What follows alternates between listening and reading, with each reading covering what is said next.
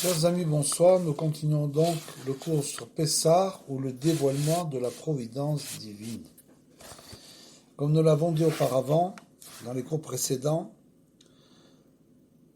quelle est la raison pour laquelle nous mangeons du chametz, nous mangeons pas de chametz, de la matzah pendant une semaine, et après Pessah, nous pouvons à nouveau manger du chametz.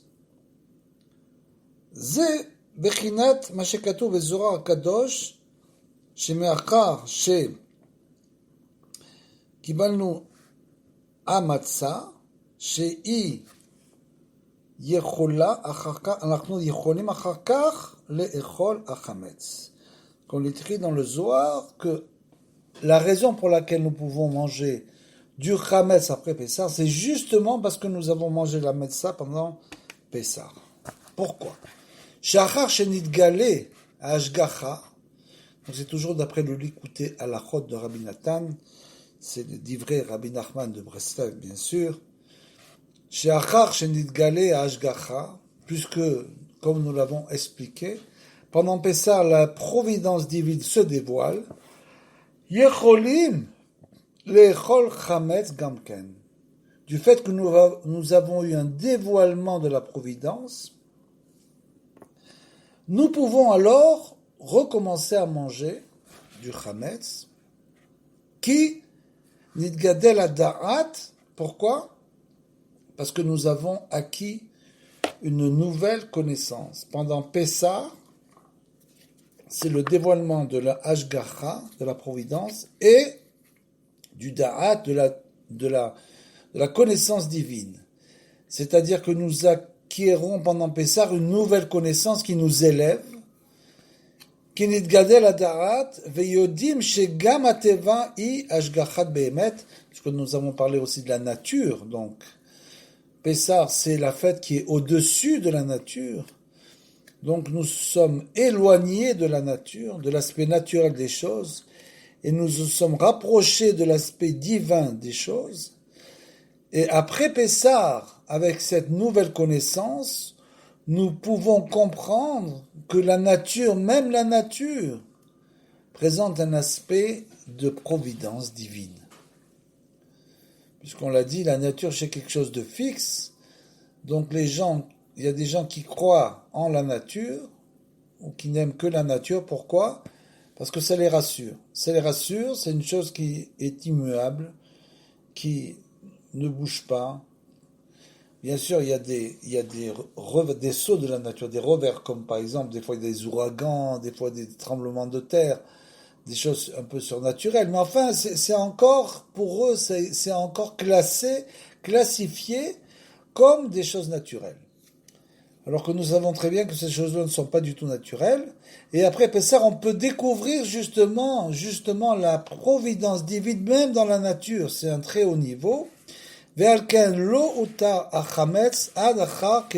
C'est pour ça que l'on peut manger du chametz justement après le 7e jour de Pessah, qui était quoi? Qui était l'ouverture de la mer Rouge. Pourquoi?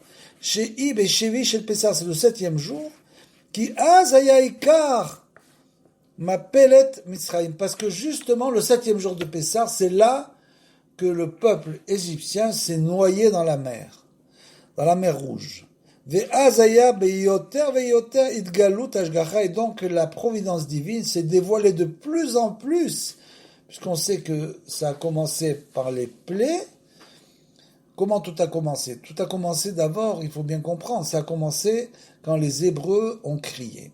Ils sont arrivés à une situation complètement intenable, une situation qui n'était plus viable du tout, et donc ils ont commencé à crier vers Hachem.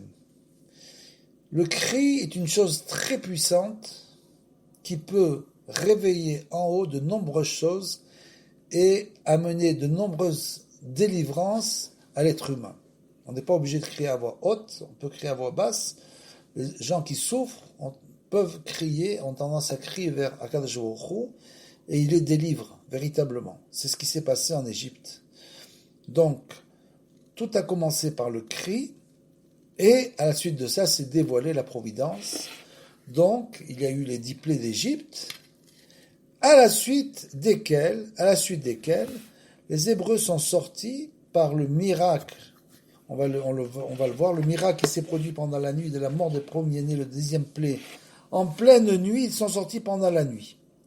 Et donc c'est ça le vrai dévoilement du miracle de la providence, c'est qu'en plus ça s'est passé à un moment donné, la nuit, à minuit, kechatzot laïla, c'est écrit là-bas, c'est-à-dire au moment où la pénombre est la plus forte, le mal domine complètement. Et c'est là que Akadosh Baruch Hu a changé, a inversé complètement la vapeur en quelque sorte. ואז היה ביותר ויותר את גלות השגחה מאוד מאוד על ידי קריאת ים סוף, et donc ça s'est continué tout de suite par l'ouverture incroyable de la mer Rouge, Vénissim Arbe Shayuaz, et tous les miracles qui ont accompagné les Hébreux dans le désert. Ve'alkanaz nirchna venidvater chokhmat hateva, et alors là, il y a une annulation totale de la nature. Totalement, elle a été totalement annulée et elle a pris une autre tournure chez Misham Achizat Akum, parce que les peuples, eux, croient dans la nature, ne croient pas dans la providence, et quand ils ont vu une chose pareille, ça a été pour eux quelque chose d'absolument terrifiant de réaliser qu'il y avait quelque chose qui se produisait, qui était au-dessus de la nature. Qui kulam nivalou, ils ont tous eu très peur. Az me'od al yedei galut hashgacha, du fait du dévoilement aux yeux du monde entier, puisqu'il est écrit que dans les Midrashim, que même pendant l'ouverture de la mer Rouge, c'était une trouna, un trait de caractère de l'eau, c'est-à-dire que l'eau s'ouvrait en 12 parties, puisqu'il y a marqué qu'il y avait 12 ouvertures, une pour chaque tribu. Et donc, ce qui est incroyable, c'est que quelqu'un buvait un verre d'eau, à 1000 kilomètres de là, l'eau du verre se divisait en 12 parties. Donc le monde entier a été au courant, vous voyez, sans télévision ni internet, le monde entier a été mis au courant qu'il s'est passé là un grand miracle, que la puissance, la plus grande puissance mondiale, qui était l'Égypte, a été complètement détruite par Dieu, chez Az Meod. Et donc ils ont eu très peur. Comme Az Nivalou et le feu Édom, qu'il est écrit, les grands d'Édom, les princes d'Édom ont été terrifiés, ou Migodel, Idgalut Ashgacha, Az, Nidgale Shegam Be'emet Ateva I Ashgacha. Et donc, on voit que même la nature, parce que Dieu prend toujours les voies de la nature, même pour faire un miracle, ça peut être encore interprété de manière naturelle. C'est ce qu'on appelle le libre arbitre. C'est-à-dire, il s'arrange toujours que tout se passe plus ou moins selon les voies de la nature, pour que l'homme garde toujours le libre arbitre de croire que ce n'est pas Dieu qui a fait ça. Puisqu'il doit acquérir la foi. La foi s'acquiert par un travail.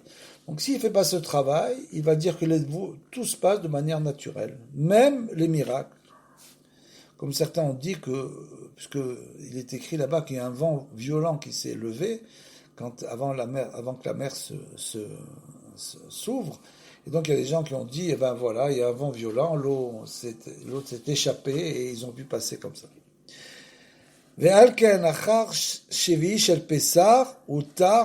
pour ça qu'après le 7e jour de Pessah, où on avait transcendé la nature, on avait complètement transcendé la nature, on pouvait alors manger après ça du chametz, du levain. Pourquoi ? Parce qu'on était monté à un niveau très élevé, on avait compris que même la nature était entre les mains de Dieu et que même elle dépendait de la providence. Rabbeinu Zal, comme Rabbeinu qui a écrit à ce sujet, Al Ma'amar Morit Shned Ma'od Leyam Agadol, il a écrit un pérec complet sur celui qui verse de larmes dans la grande mer. Dayenu, Shemamshir Ashgacha Leachnia et Akum, que la providence, quelqu'un qui s'appuie sur la providence, donc peut annuler la nature des peuples, Shehem Bechinat Yam, qui, eux, ressemblent à la mer en quelque sorte, que Moshe Katou, puisqu'ils sont très nombreux à côté du peuple juif, on est une poignée de main. Que Moshe Katou, Ve Areshaim Kayam Nirgash, comme il est écrit que les Reshaim, les mécréants, sont comme la mer, Ve'az na'asim nisim ve'niflaot, shem bechinat gadol. Et donc, il s'est produit des miracles incroyables, d'un niveau très élevé, que Moshe Katuv, Safrali et a gdulato, etc. Ve'ze bechinat kriatam souf, c'est ça, la grandeur de l'ouverture de la mer Rouge, chez Az et Galut Ashgacha Meod, parce que là, il y a eu un grand dévoilement de la providence. C'est ce qu'on doit comprendre pendant la fête de Pessah. C'est-à-dire qu'on doit essayer de comprendre que de se placer à ce niveau de dévoilement de foi et de dévoilement de la providence, se brancher uniquement sur la foi, essayer de vivre cette fête de Pessah véritablement comme une délivrance, chacun à son niveau.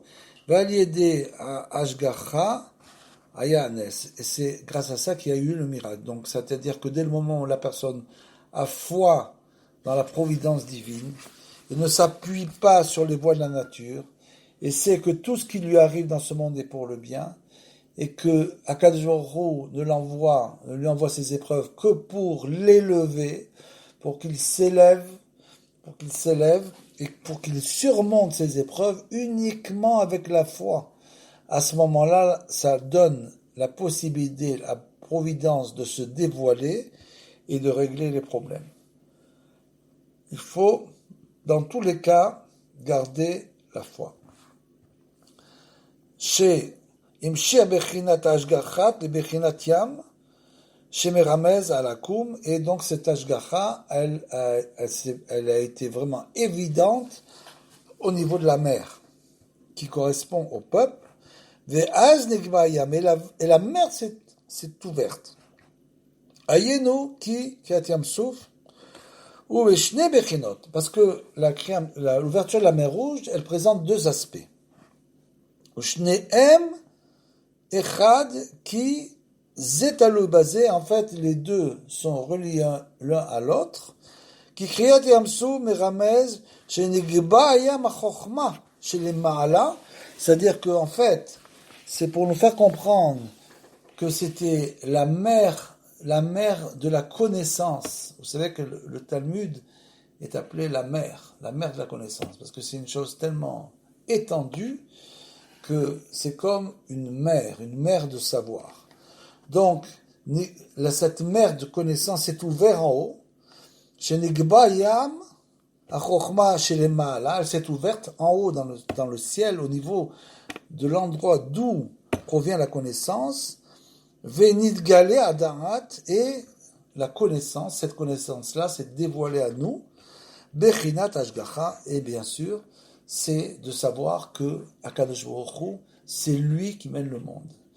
Le problème, c'est qu'on n'arrive pas du tout à ce niveau, on n'arrive pas à comprendre, à voir dans les événements, comme on l'a dit précédemment, l'homme a toujours deux niveaux, le collectif et l'individuel.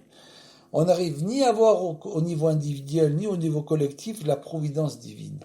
Donc, Rabbi Nachman écrit, autre part, que Akadosh Baruch Hu envoie des remazim, il envoie des allusions tous les jours à chacun d'entre nous, à travers la journée qu'on va vivre, il va nous envoyer des allusions pour nous guider. C'est à nous d'essayer de déceler et de comprendre que veulent dire ces allusions. Donc il faut être sans arrêt en train d'essayer de réfléchir, il n'y a pas de hasard, et de comprendre pourquoi les événements se passent comme ils se passent, et essayer de garder toujours la foi et de prier et de parler à Dieu et de crier vers Dieu sans arrêt pour qu'il nous aide à comprendre et pour nous guider. Ça vient pas tout seul. Il faut beaucoup demander, il faut beaucoup prier. C'est ça la providence qui parce que c'est ça l'essentiel de l'homme. De l'homme, c'est la connaissance. Et c'est comme c'est écrit, un homme sans da'at, c'est un imbécile. Comme ça, Shlomo Ameler, il a écrit, c'est-à-dire que tout, en fait, l'homme, ce n'est que ça, ce n'est que le da'at, c'est comment il va savoir développer sa connaissance et sa foi en Kadosh Baruch Hu.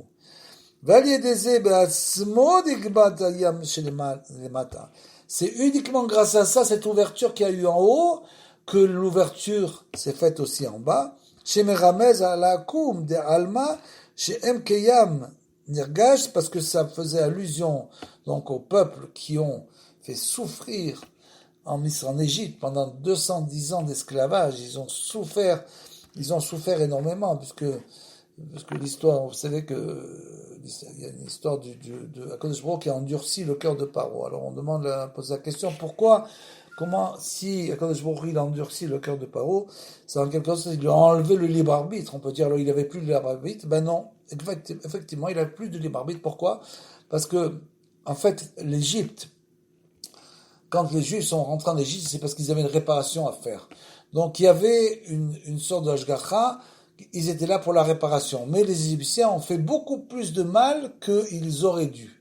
Donc, puisqu'ils ont accentué le mal, Akadosh Baruch Hu, lui aussi a accentué le mal, en endurcissant le cœur de Paro et en envoyant les 10 plaies, qui a complètement détruit l'Égypte. Mida, Keneged Mida, tout dans le monde fonctionne comme ça, Miga, Keneged Mida. Il n'y a rien qui est oublié, tout est marqué, tout ce qui est dit, tout ce qui est écrit, tout ce qui est fait, tous les actes, tout revient sur la personne en mida keneged mida, mesure pour mesure. Donc si l'homme fait beaucoup de bien, il va lui revenir beaucoup de bien. Chez Kulam nigveru ve nishrebu ve nidbatlu, c'est-à-dire qu'ils ont tous été annulés. Il a annulé tous les Égyptiens. Ve'Israël avru betoraya beyavasha. Et donc Israël est passé dans la mer à pied sec. Ça, c'est une chose incroyable. Parce qu'il aurait pu être écrit simplement, ils sont passés dans la mer. Mais il est écrit à pied sec, Ki lo yochlu hamayim, parce que, en fait, l'eau, qui est représentée, comme on l'a dit, la yam, par les peuples, lo yochlu hamayim, shem hakum, les shlot à l'Israël, ils ont, du fait que la Hashgacha, la providence est tellement dévoilée dans le monde et la connaissance aussi, que les eaux elles-mêmes ont eu peur. Elles n'ont pas eu la force de s'approcher des Hébreux. Mais achar she nitgale Hashgacha, kenal, bebechinat umorid shne dmaot layam agadol, anal, comme on l'a dit tout à l'heure. Et donc, c'est pour ça que il est écrit là-bas que ces deux ma'ot, ces deux lames qui sont tombées dans la yam agadol, chez M mi, c'est-à-dire là-bas, le paro, quand Moshe Rabbeinu est venu et a dit Dieu Akadosh Baruch Hu va nous délivrer, il dit mi ou ze, qui est ce Dieu que je ne connais pas. Mi et mi, c'est justement même Yud, qui sont les mêmes lettres que Yam. C'est-à-dire qu'on les inverse et ça fait Yud même, c'est Yam. Ve'alken Amar, il est écrit dans Shemot, Mi Hashem Asher et Shema Bekolo. Qui est ce Dieu dont j'ai jamais entendu parler? Ke Mouva Bektiva Rizal, comme il est écrit dans la Rizal. Ve'alken Ikar Achnato, Shenitgale Ashgacha Al Yedek Kriatem Souf. Et donc, c'est là qu'il a été complètement anéanti grâce justement au dévoilement à la Hashgacha, à la connaissance qui s'est passée de haut en bas et qui a finalement ouvert la mer pour engloutir les Égyptiens. Vezeu bechinat shelat haben. Et ça, et de là, nous arrivons à la question, comme on a fait dans les 2 cours précédents sur les 4 fils, c'est la question du fils. C'est une question, et quelle est sa question? Chez Mitzvat Isha Laben, c'est une mitzvah que le fils pose une question pendant le Seder de Pessah, Manishtana, c'est-à-dire il comprend pas. Il voit un Seder, il dit quel est ce changement? Pourquoi vous faites tous ces changements? Manishtana, Alayla Azeh, cette nuit, pourquoi vous faites tous ces changements? tout ce seder avec les matzot, etc., kol haleilot, mikol haleilot, par rapport à toutes les autres nuits, et ki tzrichim az balayla pesar lishol davka kushiot. Et donc, les quatre fils posent chacun une question le soir de Pessah. Manishtana. C'est quoi une question? Une question, c'est un keli. Dès le moment où une personne pose une question, ça veut dire qu'elle a une interrogation. Et donc, cette question, c'est un keli dans laquelle on va pouvoir mettre quelque chose, donner une réponse. S'il n'y a pas de question, la réponse, on peut donner 1000 réponses, la réponse ne rentrera pas du tout dans les oreilles. Absolument pas. Il faut toujours qu'il y ait une question. Donc là, les quatre fils posent une question, et ces questions-là, c'est justement, qu'est-ce qui se passe ce soir de Pessah? Kedé la Shiv al Avadim Hayinu. Alors, on marquait là-bas dans la Gada, pour répondre, nous étions esclaves en Égypte. Alors, quel est le rapport y a-t-il entre le fait que les quatre fils posent chacun leur question et la réponse c'est Avadim Hayenu, on était esclaves en Égypte. Quel est le rapport? Hayenu, Shachem Idbarar, Asa Imanu Nissim. C'est pour dire, expliquer que Akadosh Baruch Hu, on était hébreux, on était esclaves. Et que Akadosh Baruch Hu, il nous a sauvés, il a fait des miracles pour nous. C'est ça qu'on veut dire. On veut expliquer aux enfants qu'il y a une Ashgacha, il y a une providence divine dans le monde pour essayer de développer leur foi dès qu'ils sont petits et leur expliquer que tout marche avec la foi. Donc on était hébreux et nous avons été délivrés. Alors ils vont dire comment c'est possible? C'est grâce à la providence qui s'est dévoilée. Dieu a décidé de dévoiler sa providence dans le monde. Il a fait des miracles, il nous a sauvés. Vegila ashgarato idbar baolam, al yede kushazo shel manishtana, al yede machniim uvatlim ou mitartzim kol akushot shel chokhmat hateva. Et grâce à ces questions des quatre fils, on arrive à annuler complètement la chokhmat de la teva, c'est-à-dire les sciences. On allume complètement le fait du scientifique qui s'imagine qu'il a trouvé la clé des mystères grâce à la science. La clé des mystères, elle est uniquement dans la Torah, et c'est la Torah qui explique tout. Donc, comme on l'a dit, la science est une chose importante. Bien sûr, le progrès de la science est une chose importante, mais il faut savoir que derrière tous ces progrès, c'est Hachem. C'est lui qui a décidé, qui a décidé de faire progresser la science. C'est tout simplement écrit dans le Zohar. Dans le Zohar a été écrit, Rabbi Shimon Bar Yochai a écrit il y a 2000 ans, en l'année 1800, d'après ce qui est marqué 1820 dans ces eaux-là, 1780 à peu près à cette période, il a dit les cataractes du ciel vont s'ouvrir et une pluie de science va descendre dans le monde. Il a vu ça il y a 2000 ans, Rabbi Shimon Bar Yochai, à Kadosh, et effectivement, il y a 250 ans, les gens, il n'y avait ni eau courante, ni électricité, ni voiture, ni rien. On était encore avec des calèches, des chevaux et des bougies. Donc, en l'espace de 200 ans, la science a fait un bond prodigieux. Pourquoi? Parce que c'est Akadosh Baruch Hu qui a voulu que la science avance. C'est très simple. Comme c'est marqué dans le Zohar. Qui a lié megali ma'ashgacha kena'al ve'alken tzrichim davka lishol kushia manishtama. Comme l'ashgacha se dévoile et d'un coup, les fils posent la question, mais qu'est-ce qui se passe? D'un coup, je comprends plus. On est passé dans un autre monde. Effectivement, c'est le moment de poser des questions. Il faut poser beaucoup de questions. Il faut se poser beaucoup de questions et il faut poser beaucoup de questions et chercher les réponses. Pourquoi? Parce que c'est en cherchant les réponses qu'on arrive à progresser. Donc, les questions, une chose très importante, c'est comme ça qu'on découvre Hachem dans le monde, en posant des questions. Kushiamu manishtana balayla pesar, kede levatel alide kushiazo, kol akushot pour ces questions qui sont principales, elles nous permettent d'annuler toutes les fausses questions. Il faut poser les bonnes questions. Les philosophes posent des questions, ils croient en l'existence de Dieu, mais croit qu'il n'y a pas d'Ashgacha, il n'y a pas de providence dans le monde. C'est-à-dire il a créé le monde et il a disparu. Donc ça leur permet, pourquoi est-ce que les gens pensent comme ça? Souvent, parce que ça leur permet de faire ce qu'ils veulent. Ils disent, nous n'avons aucune responsabilité. Nous n'avons aucune responsabilité, Dieu a créé le monde et maintenant il a laissé à l'abandon. Pas du tout, nous, le peuple juif, nous disons qu'il a une providence incroyable dans le monde, et plus l'homme croit et a foi dans la providence et dans la Kadosh Baruch Hu, plus il va découvrir un nouveau monde dans sa vie, puisqu'on le sait que ce monde-là, comme c'est écrit dans la Gemara, c'est un monde inversé. Olam Hafur, Haïti. C'est-à-dire que les tartonimes, c'est-à-dire que tous ceux qui sont grands ici, là-bas dans l'autre monde seront petits, et tous ceux qui sont petits dans ce monde-là qu'on estime comme des gens petits, ce sont des grands là-bas. Pourquoi? Parce que c'est des gens qui sont des gens simples. Les gens simples, la foi simple, c'est une des choses les plus grandes et les plus difficiles à acquérir. Les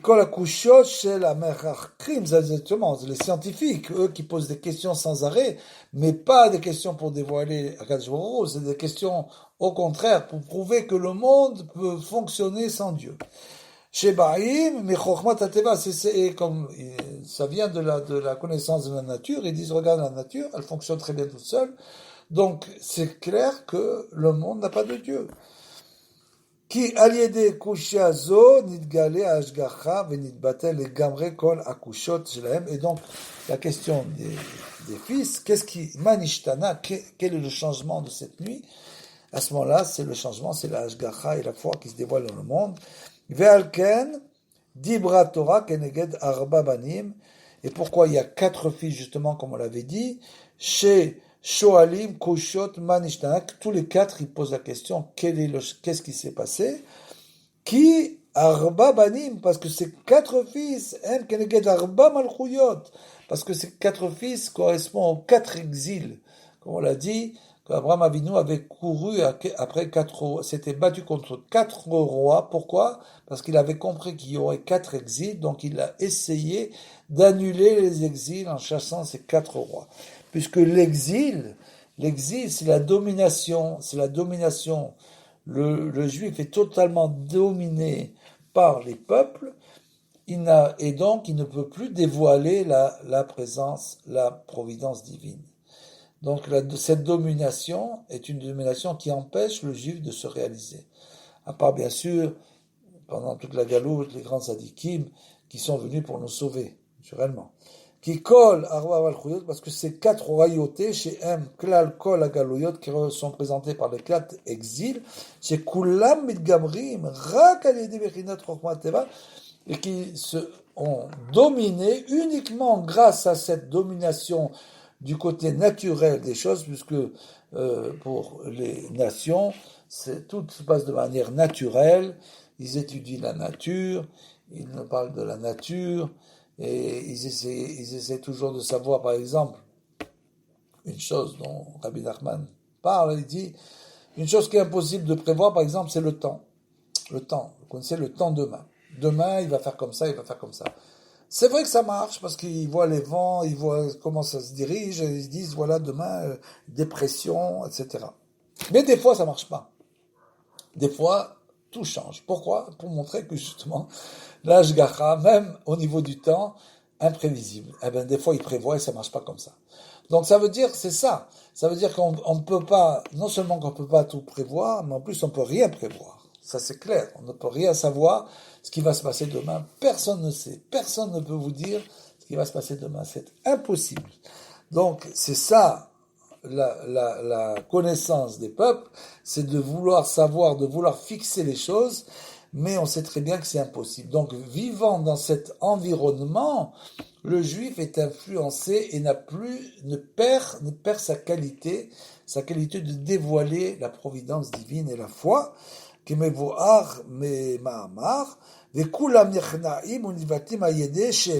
donc la question, pour sortir de ça, il faut poser des questions. Et donc les 4 fils ont commencé à poser des questions pour sortir d'Égypte, sortir de l'esclavage, sortir de la Chokhmat HaTeva, c'est-à-dire sortir de cette chose qui paraît naturelle, c'est l'esclavage, on te prend, on te fait prisonnier, etc. De savoir qu'à ce moment-là, il y a eu le dévoilement divin. Et à ce moment-là, les 4 exils ont été annulés chez Mklal Kol HaGaluyot, qui correspond aux exils. וזה מה נשתמע לילה, היינו שהקושיה מה זה היה בלילה, mais justement בלילה, la nuit, comme on l'a dit, le moment le plus noir où la présence divine est le moins évidente, c'est donc la nuit. À ce moment-là, justement, Akadosh Baruch Hu s'est dévoilé, comme on l'a dit, et en plus c'est dévoilé au milieu que Chatzot Laïla, comme pour les premiers-nés, c'est-à-dire que c'est le moment le plus noir de la nuit. Donc la providence divine s'est dévoilée en plein milieu de la nuit pour changer l'ordre naturel des choses, pour montrer que la providence divine a la force de inverser totalement tout ce que l'homme peut penser. Il va complètement changer, comme on dit, virevolter à 180 degrés chez Meramez al-Agaluyot. Et donc la nuit, c'est le moment, c'est l'exil. L'exil représenté par la nuit. Berinat Ateva, Idgalut Ashgar. Ve'atirutz avadim ayenu. Et donc, la réponse qu'on va donner en disant nous étions avadim ayenu, on était esclaves en Égypte. Velo yochlu latzet misham ki im al yedei idgalut ashgacha. Et on n'a pas pu sortir de là. On est resté 210 ans. On aurait pu disparaître complètement seulement quand Kadosh a dévoilé sa providence et sa connaissance dans le monde. Seulement alors, nous avons soudainement été délivrés. Levad vaya be'echar levatel azateva legamre. Et donc il a dû annuler complètement la nature. Par exemple, ouvrir la mer Rouge pour nous faire sortir de là, c'est-à-dire annuler la nature représentant à l'exil, à l'esclavage, à tout ce qui se passe au niveau de l'homme qui est exilé chez les nations. Et donc, pour que nous retrouvions notre état de juifs, c'est-à-dire de croyants dans la providence et avec la foi. Valken aya anes balaila dafka, justement le miracle s'est produit pendant la nuit, kedé la chnia beshorsham ou la for alayla leyom, c'est-à-dire pour faire un travail sur la racine du mal, en transformant la nuit en jour. Qui bitait la teva les gabrés, parce qu'Akadosh Baruch Hu, il a changé, il a transformé l'ordre naturel des choses. Ve'az nefar alayla le yom, et après, donc, c'est pour cela que la nuit a été transformée véritablement en plein jour, en quelque sorte au niveau de la délivrance, laïla keyom yahir, comme il est écrit dans Teilim, que la nuit brillera comme le jour. Vezeikar anes, et c'est ça le véritable miracle de Pessah, chez Idvatel Ateva, que la nature a été annulée complètement et que Berinat Laïla, les Gamre, c'est donc la nuit. Ve'alken aya anes balayla dafka, et justement le miracle était pendant la nuit, pour que nous puissions vraiment nous dévoiler notre âme. Pessah, Kasher, Vesameah, les Koulam.